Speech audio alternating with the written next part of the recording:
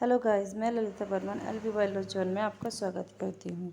हम आपके लिए यूथ की कंप्लीट सीरीज़ शुरू करने जा रहे हैं। तो उसका आज हम फर्स्ट लेसन पढ़ लेते हैं। फर्स्ट चैप्टर है आपके पास टैक्सोनॉमी। टैक्सोनॉमी को भी इन्होंने 3 पार्ट में दिया है, तो आज हम इसका फर्स्ट पार्ट पढ़ेंगे, इसके क्लासिफिकेशन को। तो हम इसके क्वेश्चन को पढ़ लेते हैं। तो फर्स्ट क्वेश्चन है इसका कि according to 5 kingdom classification protozoa are placed in, कि 5 जगत विभाजन के अनुसार प्रोटोजोआ को किस में रखा गया है? प्रोटिस्टा में, मोनेरा में, फंजाई में या एनिमेलिया में। तो प्रोटोजोआ को प्रोटिस्टा में रखा गया है। हम इसको डिटेल में पढ़ लेते हैं कि मोनेरा में, कि मोनरा है आपके पास जो, ये इसमें कौन कौन सदस्य आते हैं? इसके जीवाणु, नीले हरे शैवाल। जो इसका जनन है वो किस प्रकार का होता है? अलैंगिक यानी एसेक्सुअल, विखंडनी जनन होता है इसका। इसका पोषण देख लेते हैं। इसका पोषण कैसा होता है? प्रकाश संश्लेषण या अवशोषण द्वारा ही, यानी फोटोसिंथेसिस द्वारा इसका प्रकाश संश्लेषण होता है। इसमें जो क्वेश्चन आता है वो यही है कि जो मोनरा है इसके अंतर्गत कौन कौन सदस्य आते हैं? तो आपको याद रखना है जीवाणु, नीले हरे शैवाल। नेक्स्ट है प्रोटिस्टा, इसमें प्रोटोजोआ को रखा गया है। नेक्स्ट है फंजी, फंजी के अंतर्गत कवक को रखा गया है। पादप में पादप को रखा गया है और जंतु में जंतु को रखा गया है। नेक्स्ट क्वेश्चन है आपके पास, highest category to taxonomy is called, वर्गीकरण की उच्चतम कोटि क्या है? आप लोगों ने देखा होगा जब हम स्टार्ट करते हैं कि पहले इसका हम किंगडम लिखते हैं, फिर फाइलम लिखते हैं। फाइलम को हम डिवीज़न भी बोलते हैं। इसके बाद इसकी class, order, family, genus, species को लिखते हैं। तो आपको इनका सीक्वेंस लर्न होना चाहिए। तो कौन सी वर्गीकरण की इसकी उच्चतम कौन सी कोटि है? फैमिली, डिवीज़न, स्पीसीज़ या किंगडम। अभी मैंने आपको बताया कौन सी है इसकी, तो इसका आंसर है किंगडम। हम इसके डिटेल को देख लेते हैं कि वर्गीकरण की उच्चतम कोटि किंगडम है, जिसका वर्गीकरण इस प्रकार है कि पहले क्या आता है? किंगडम, फिर फाइलम, फिर या डिवीज़न कह सकते हैं, क्लास या ऑर्डर, फैमिली, जीनस, स्पीसीज। ये मैंने आप लोगों को अभी बताया। तो आपको पता होना चाहिए कि इसकी सबसे उच्चतम कोटि कौन सी है? किंगडम। नेक्स्ट क्वेश्चन है, mycoplasma belong to which kingdom? तो माइकोप्लाज्मा किस जगत से संबंधित है? मोनेरा से, फंजाई से, प्रोटिस्टा से या प्लांटी से। तो अभी आपको मैंने बताया था कि कौन से किस में आते हैं। तो ये माइकोप्लाज्मा क्या है? कि फंजाई है, सॉरी, कि माइकोप्लाज्मा एक क्या है आपके पास? मोनरा जगत से है। क्योंकि आप मोनरा में आपको देखा था नीले हरे शैवाल, ये सब किस में आते हैं? मोनरा में। तो इसलिए इसका आंसर क्या होगा आपके पास? मोनरा। डिटेल को देख लेते हैं इसकी, कि माइकोप्लाज्मा में मोनरा जगत के अंतर्गत रखा गया है। कि मोनरा जगत में सभी प्रोकैरियोट तथा एक कोश के जीवों को रखा जाता है, जैसे बैक्टीरिया, रिकेटस, माइकोप्लाज्मा, आर्कियोबैक्टीरिया, प्रकाश संश्लेषण करने वाले, इस क्रिया में ऑक्सीजन निकालने वाले बैक्टीरिया जैसे ऑक्सीफोटोबैक्टीरिया एवं साइनोबैक्टीरिया, जिन्हें नीले हरे शैवाल भी कहते हैं, इसमें सम्मिलित होते हैं। इसकी डिटेल में आपको इसलिए पढ़ रहे हैं हम, इससे आपको ये फ़ायदा होगा कि ये क्वेश्चन तो आ चुके हैं, इसके बेस पर नए क्वेश्चन आ जाएंगे। तो नेक्स्ट क्वेश्चन आपके पास, बायोनॉमिनल नोमेनक्लेचर वाज डिस्कवर्ड बाय, जो बायोनॉमिनल नोमेनक्लेचर है वो किसने इसकी खोज की थी? डार्विन ने, लेमार्क ने, क्यूवियर ने या लीनियस ने। तो इसका आंसर होगा आपके पास लीनियस। नेक्स्ट क्वेश्चन है आपके पास, animal in which mouth develop opposite to blastopore are called, से क्या कहते हैं हम? जिसका गुदा के जो विपरीत का निर्माण करता है, हम उसमें क्या कहते हैं? हम प्रोस्टोमिया, पैराजोआ, प्रोस्टिटा या आपके पास हो गया डिट्रोस्टोमिया, या आप कह सकते हैं डिट्रोस्टोमिया। तो किस में डेवलप होता है जो के अपोजिट, माउथ के अपोजिट होता है? ये होता है आपके पास ड्यूट्रोस्टोमिया। तो इसका आंसर क्या है आपके पास? सी। डिटेल देख लेते हैं कि जंतु जिसमें ब्लास्टोपोर माउथ के विपरीत गुदा यानी अनुष का निर्माण करता है उसे हम डिस्ट्रोस्टोमा कहते हैं। लगभग सभी अकशेरुकी प्राणियों में ब्लास्टोपोर से मुख का निर्माण होता है, परंतु अकशेरुकी प्राणियों में ब्लास्टोपोर में गुदा का निर्माण होता है। ठीक है, नेक्स्ट क्वेश्चन आपके पास,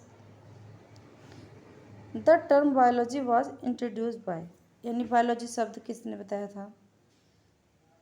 ये एरिस्टोटल ने, लेमार्क ने, लिनियस ने या डार्विन ने? तो ये किसने बताया था आपके पास? लेमार्क ने। तो इसका आंसर आपके पास Lamarck. The term biology was introduced by Lamarck in 1802, यानी 1802 में इसे लेमार्क ने बताया था। नेक्स्ट है, herbivorous sea mammals belong to order. Herbivorous sea mammals के जो ऑर्डर है वो किस तरह से है? फॉलिडोटा, सिरेनिया, इकेटिसिया, ये आपके पास एंटीटिसिलिया। तो ये इसका आंसर क्या होगा आपके पास? सिरेनिया, सिरेनेरिया। ठीक है, ये सब जो इंग्लिश में ज़्यादा क्वेश्चन है ये सब यूपीएससी में आए हुए हैं, ये भी रिपीट हो जाते हैं। नेक्स्ट है आपके पास,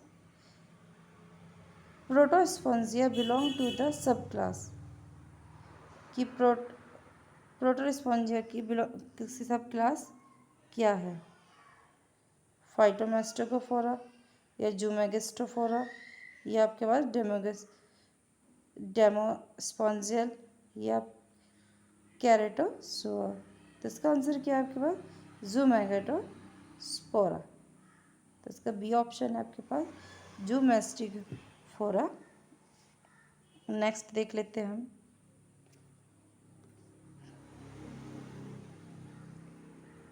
ये आपके पास वैसा है कि इनका सीक्वेंस क्या है जो भी मैंने आपको बताया था।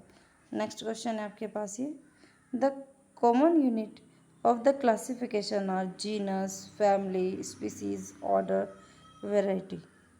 तो आपको मैंने बताया था कि इसका क्या सीक्वेंस था। अगर देखा जाए तो पहले क्या आता है? पहले किंगडम आता है, तो उसमें किंगडम नहीं है। फिर उसके बाद क्या आता है इसमें, इसकी हम देख लेते हैं, इसका जीनस है, फैमिली। इसमें क्या है आपके पास? फैमिली है, जो जीनस है, फैमिली है, स्पीसीज है, ऑर्डर है। इन्हें हम कैसे रखेंगे? तो फर्स्ट किस में आता है? इनके अकॉर्डिंग इसमें देखा जाएगा तो इनका क्रम क्या होगा?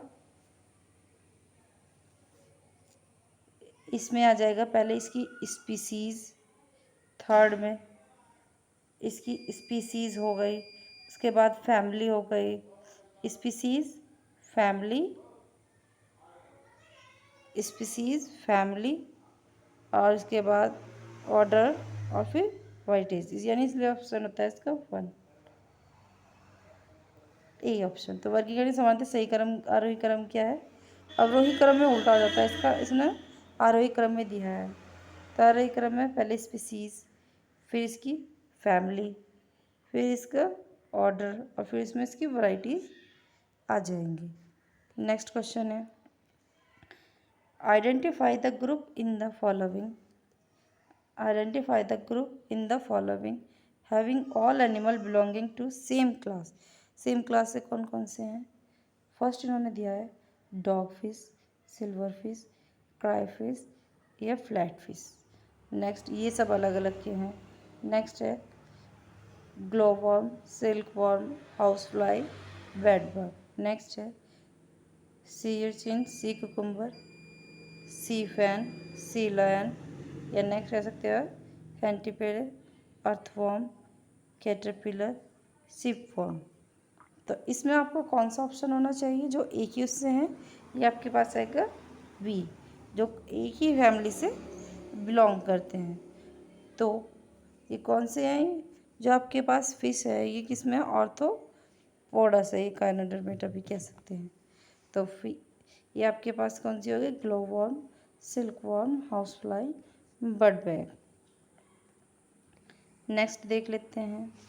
नेक्स्ट क्वेश्चन है आपके पास, in the history of animal science the person who for the first time recognized the importance of the fossils and evidence of the evolution was। ये आपको पता ये कहना चाह रहा है कि इन्होंने कौन से सन में इसकी खोज की थी, ये आपको बताना है। सही है। जो आपके पास विंची था और जॉर्ज कुवियर, डार्विन, लेमार्क, तो इसकी खोज जो आपके पास लियोनार्डो डी था ये 1452 से 1519 में, ये भी गलत है। तो जॉर्ज कुवियर किसने था 1769 से 1832, ये आपका सही है। डार्विन ने खोज की 1809 से 1882, तो गलत है। और लेमार्क ने 1744 से 1800, तो इसका सही आंसर है आपके पास जॉर्ज कुवियर, यानी बी ऑप्शन इसका सही होगा कि first time record of the fossils of, जो फॉसिल्स की खोज की वो जॉर्ज कुवियर ने 1769 में 1832 में की। डिटेल देख रहते हैं कि George Cuvier was first to realize that fossils were the organic remains of extinct animals. Because of his work with fossils he was given the title of father of the palaeontology. Next question देख लेते हैं। Which of the following is derived from the Latin word.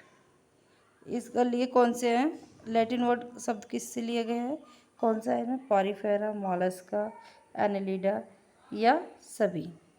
तो Latin word कौन से हैं आपके पास, ये पॉरीफेरा, मॉलस्का, एनेलिडा, ये सभी के सभी लैटिन वर्ड हैं। ठीक है। नेक्स्ट क्वेश्चन है आपके पास। अपाल्सा बिलोंग टू क्लास, ये जो अपाल्सिया है, अपाल्सिया बिलोंग टू क्लास, ये कौन सी क्लास से बिलोंग करता है, ये आपके करता है एम्फिनिक्योर, बाइवेल्विया या गेस्ट्रोपोडा या सिफ्लोपोडा। तो ये किससे बिलोंग करता है, गेस्ट्रोपोडा से। जो एप्लसिया है वो इंक्लूडिंग क्लास गेस्ट्रोपोडा। ठीक है। और जो आपके पास ऑक्टोपस है वो कौन से है, सेफ्लोपोडा। और यूनो बाल्विया और चिटन एम्फिनियोर। नेक्स्ट क्वेश्चन हम देख लेते हैं। नेक्स्ट क्वेश्चन है 14।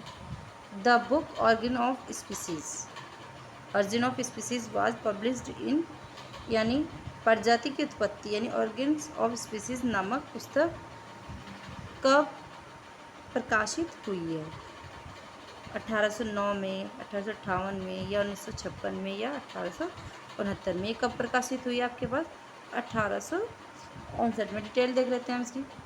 जो ऑर्गन ऑफ स्पीसीज नामक पुस्तक डार्विन द्वारा 1859 में प्रकाशित हुई और लेमार्क द्वारा सन 504 से 433 ईसा पूर्व में फिलोसफी जूलॉजिक नामक पुस्तक का प्रकाशन किया गया। एल्फ्रेड रेसल वेलर डार्विन के सिद्धांत ने सहयोगी रहे। उन्होंने contributions to the theory of natural selection पुस्तक का प्रकाशन किया और हॉग्डोवरीज में उत्परिवर्तन कहा जाता है। हॉग्डोवरीज आपको याद रखना है, जो उत्परिवर्तन पादप के लिए है। नेक्स्ट क्वेश्चन है। जो लीनियस है published his concept of the binomial nomenclature first in. Linnaeus ने द्विनामकरण की विचारधारा सर्वप्रथम कब प्रकाशित की, फर्स्ट सिस्टम नेचुरम में या स्पीसीज प्लांटेरियम में या जेनेरा प्लांटेरियम में या फिलोसफिया बॉटनिका में। तो ये किसमें किसने, स्पीसीज प्लांटेरियम में। तो इसका ऑप्शन कौन सा सही है, बी। जो लीनियस की द्विनामकरण की विचारधारा है वो किसमें प्रकाशित की हुई है, स्पीसीज प्लांटेरियम में। नेक्स्ट क्वेश्चन है कि the word species was coined bye, यानी स्पीसीज शब्द का चयन किया किसने किया, जॉन रे ने, मेयर ने, जे हैक्सल ने या सी लीनियस ने। तो इसका किसने किया, स्पीसीज शब्द का चयन किया हमारे पास जॉन रे ने। तो ऑप्शन इसका ए सही होता है। तो स्पीसीज शब्द का चयन सर्वप्रथम जॉन डे द्वारा किया गया और कैरोलस लिनियस ने बायोनॉमिकल नोमेनक्लेचर पद्धति का प्रतिपादन किया और जे एक्सेल ने जीव द्रव्य में भौतिक आधारकों से कहा। नेक्स्ट क्वेश्चन है आपके पास कि द्विपार्श्वीय सममिति दिखने वाला प्राणी जगत का पहला संघ है। Means the first phylum of animal kingdom to exhibit bilateral symmetries. कौन से? आर्थ्रोपोडा, एनेलिडा, मोलस्का या प्लेटीहेल्मिन्थीज। तो द्विपार्श्वीय यानी जो एक्सहिबिटेड बायलैटरल सिमेट्री है वो कौन से की है? Platyhelminthes.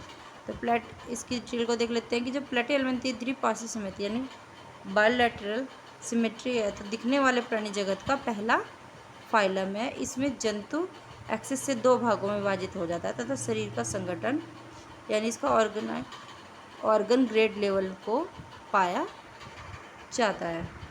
Next question, father of taxonomy, वर्गी के पिता कौन है? डी कैंडोल, हुकर, लिनियस या अरस्तु। तो वर्गी के पिता कौन है आपके पास? लिनियस। तो ऑप्शन सी बिल्कुल सही होता है कि फादर ऑफ टैक्सोनॉमी कैरोलस कौन है और अरस्तु में जीव विज्ञान को जंतु विज्ञान का जनक कहा जाता है। अरस्तु को किसे कहा जाता है?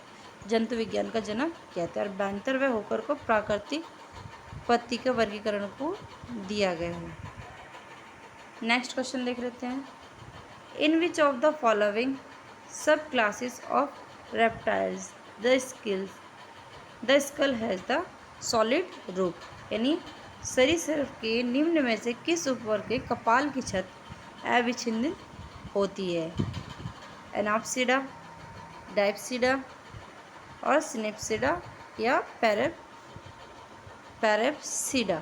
इसका आंसर बैठता है एनाप्सिडा। जो सरीसृप की जो छत है वो किससे कपाल की छत अविच्छिन्न होती है? एनाप्सिडा से, यानी इसकी सॉलिड रूप होती है। नेक्स्ट क्वेश्चन है, आपको इसमें बताना है कि कौन सा सही है।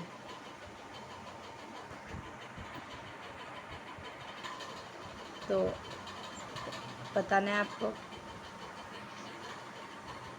पीसीज रेप्टिलिया बर्ड्स आर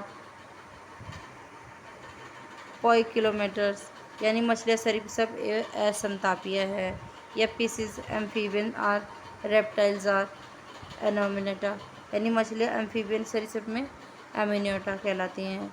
क्या ये सही है? Aves mammals and reptiles are homoiotherms, यानी पक्षी स्तनी और सरीसृप समतापी है। नेक्स्ट है reptiles Aves are mammals are Amniota, यानी सरीसृप पक्षी और स्तनी एनिमेटा कहलाते हैं। तो इसमें से कौन सा क्वेश्चन सही होगा? इसका ऑप्शन होगा आपके पास डी सही, कि जो सरीसृप है, डी ऑप्शन सही होगा, जो सरीसृप है पक्षी एक संता है एमिनियोटा कहलाते हैं, यानी reptiles Aves and mammals are Amniota. Next देख लेते हैं, नेक्स्ट क्वेश्चन है, retrogressive metamorphosis is characteristic of, यानी अधोगामी रूपांतरण विशिष्ट लक्षण किसका है? यूरोकॉर्डेटा का, हेमिकॉर्डेटा का, सिफ्लोकॉर्डेटा या सभी का। तो इसका आंसर होगा यूरोकॉर्डेटा। जो अधोगामी रूपांतरण यानी रेट्रोग्रेसिव मेटामॉर्फोसिस, ये यूरोकॉर्डेटा का विशिष्ट लक्षण है। इसमें टैडपॉल से वयस्क में विकास के दौरान कुछ अंग संकुचित होकर पूर्णतः लुप्त हो जाते हैं, जैसे हर्डमान या बर्डलाइस। नेक्स्ट क्वेश्चन है, स्मॉलेस्ट टेप वर्मिस, सबसे छोटा फीताकर्मी होता है, कौन सा है? टीनिया, मोनाजिया या इकाइनोकोकस या कोटोगेनिया।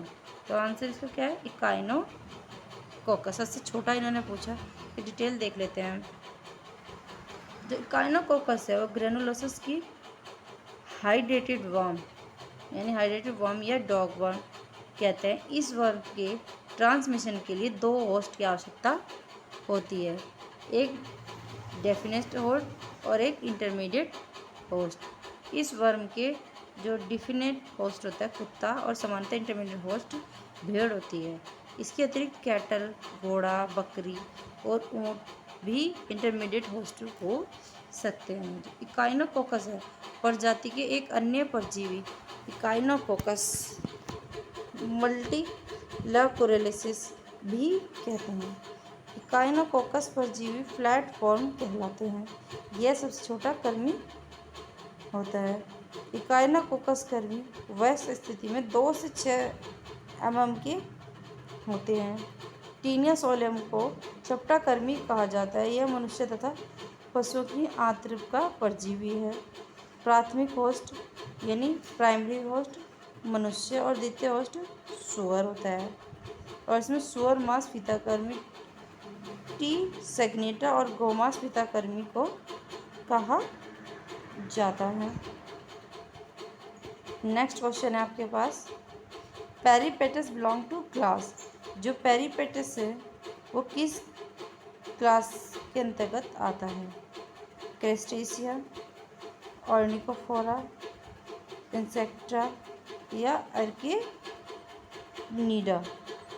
ये किसके अंतर्गत आता है? ऑर्निकोफोरा के। ये किसके अंतर्गत आता है? ऑर्निकोफोरा को। इसकी डिटेल को देख लेते हैं।